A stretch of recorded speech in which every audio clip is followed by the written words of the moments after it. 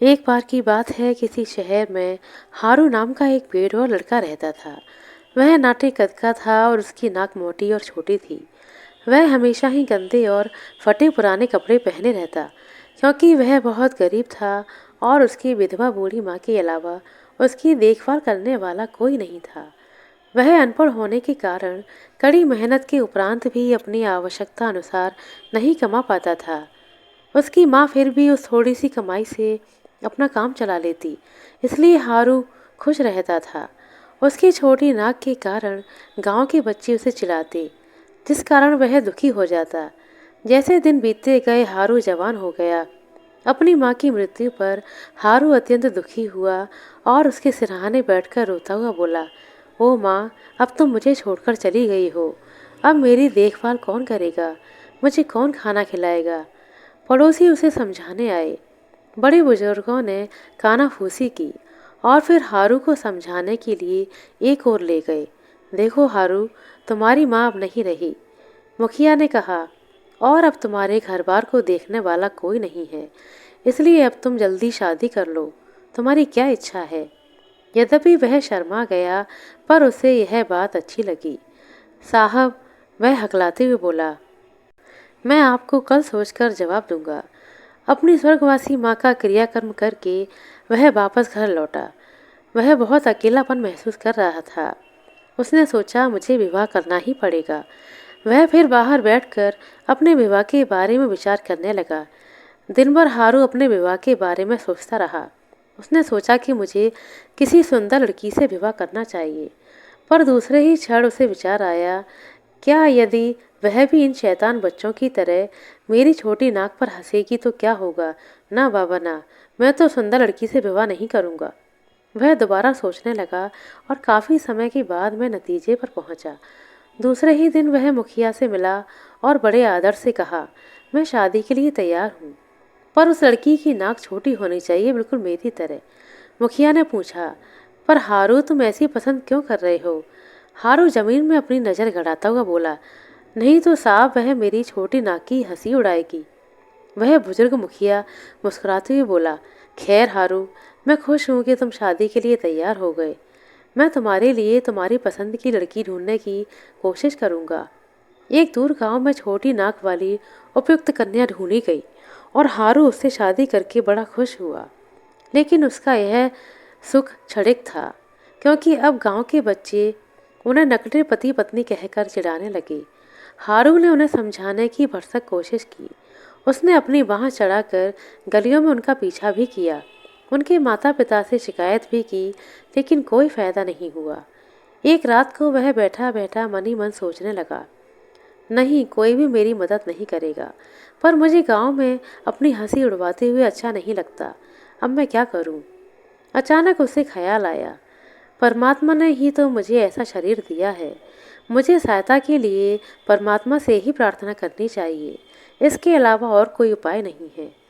प्रसन्नता से उसने अपनी पत्नी को पुकारा और कहा, जब तक मैं वापस ना आऊं, तुम घर पर ही रहना। दरवाजा अपने पीछे बंद करता हुआ वह जंगल की ओर चल दिया। घने जंगल में पहुंचकर उसे एक जमीन में गड़ा बड़ा सा पत्थर दिखाई दिया। उस पर बैठकर वह ईश्वर को सहायता के लिए पुकारने लगा। सारा दिन बीत गया। वह ध्यान मग्न होकर बिना हिले डुले और बिना किसी चीज की परवाह किए लगातार प्रार्थना करता रहा। उसकी भक्ति लगन को देखकर कई देवता उससे प्रसन्न हुए और उनमें से एक उसके सामने आकर प्रकट हुए। देवता को अपने सामने देखकर हारू का मन खुश हो उठा। बड़ी विनम्रता से उसने अपने देवता को साष्टांग प्रणाम किया और फिर घुटनों के बल बैठकर हाथ जोड़कर करबद्ध निवेदन किया, प्रभु, मुझ पर कृपा करो, मेरी प्रार्थना स्वीकार करो। करुणा निधान प्रभु ने मुस्कुराते हुए उसे 3 वरदान गोटी फेंककर मांगने के लिए कहा। हारू यह शुभ संवाद अपनी पत्नी को सुनाने के लिए दौड़ा। सुनती हो? वह चिल्लाया और जोर से दरवाजा खटखटाते हुए बोला, जल्दी खोलो। पत्नी ने जैसे ही दरवाजा खोला, वह सीधा अपने पलंग पर जाकर राजा की तरह ठाट बाट से बैठ गया। उसकी पत्नी को बड़ा आश्चर्य हुआ। वह उसके ऐसे व्यवहार को समझ नहीं पाई। जाओ और मेरे लिए 1 गिलास पानी लेकर आओ, हारू ने हुक्म दिया। पर उसकी पत्नी ज्यों की त्यों द्वार पर खड़ी खड़ी उसे घूरती रही। क्या बात है? हारू गुस्से से चिल्लाया। जल्दी करो, मुझे पानी दो। हे भगवान, यह तुम्हें क्या हो गया है? तुम्हें किसने पागल कर दिया? अपने हाथों से सर पीटती रोती हुई उसकी पत्नी ने कहा। बस बस बंद करो, हारू चिल्लाया। फिर अचानक अपनी आवाज़ को धीमा करके फुसफुसाते हुए बोला, प्रिय मेरी बात सुनो, मैं बड़ा भाग्यवान हूँ। और उसने अपनी पूरी राम कहानी अपनी पत्नी को सुना दी।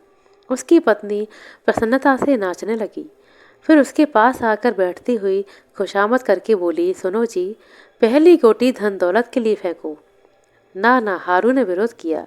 हमें धन से क्या प्रयोजन? हाँ, मैं तो कहता हूँ कि हमें नाक सही करने की सबसे अधिक आवश्यकता है, क्योंकि हमारी कुरूप नाक पर लोग हंसते हैं।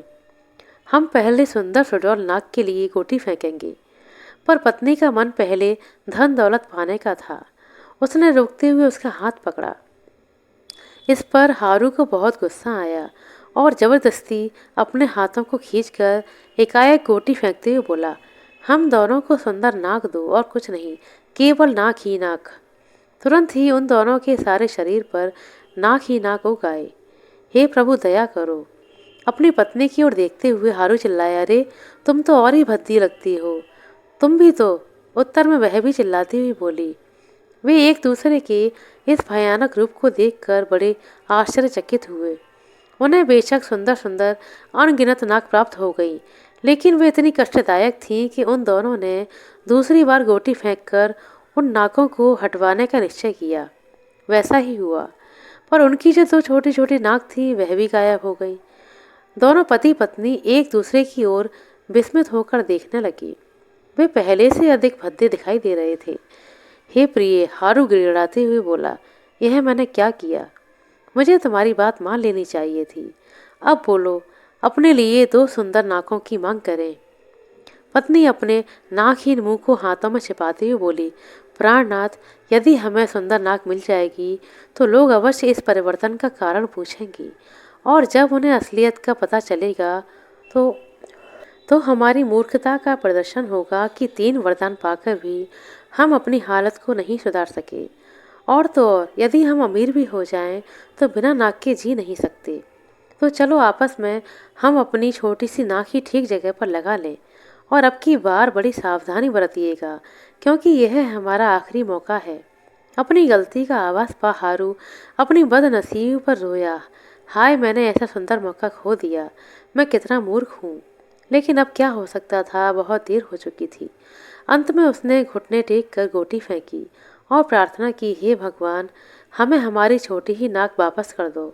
उसकी प्रार्थना सुन ली गई और दोनों को बड़ी ही उदास हंसी आ गई।